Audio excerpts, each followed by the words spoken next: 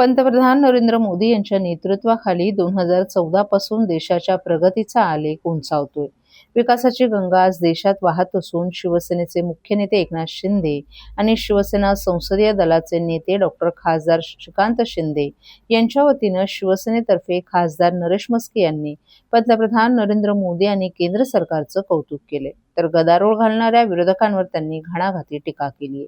नवी दिल्ली येथे संसदेचं अर्थसंकल्पीय अधिवेशन सुरू असून 2025-26 सालातील अनुदानाच्या दुसऱ्या टप्प्यातील पूरक अनुदानाच्या मागणीच्या विषयावर बोलताना शिवसेना पक्षातर्फे खासदार नरेश म्हस्के यांनी संसदेत पक्षाची भूमिका मांडली.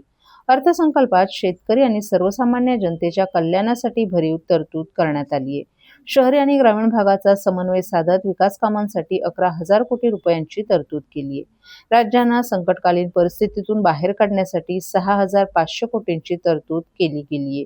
प्रधानमंत्री गरीब कल्याण अन्न योजनेअंतर्गत अनुसूचित जातींसाठी 13,641 कोटींची तर अनुसूचित जातींसाठी 10,000 कोटींपेक्षा जास्त रकमेची तरतूद केली असून निश्चितच ही उल्लेखनीय बाब असल्याचं खासदार नरेश म्हस्के यांनी सांगितलं.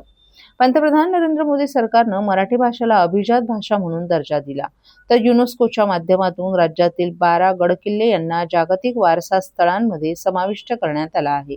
यामुळे आज राज्याचा इतिहास, वैभव जागतिक नकाशावर आला आहे. ही गौरवाची बाब असून खासदार नरेश म्हस्के यांनी याबद्दल पंतप्रधान नरेंद्र मोदी आणि केंद्र सरकारचे आभार मानले.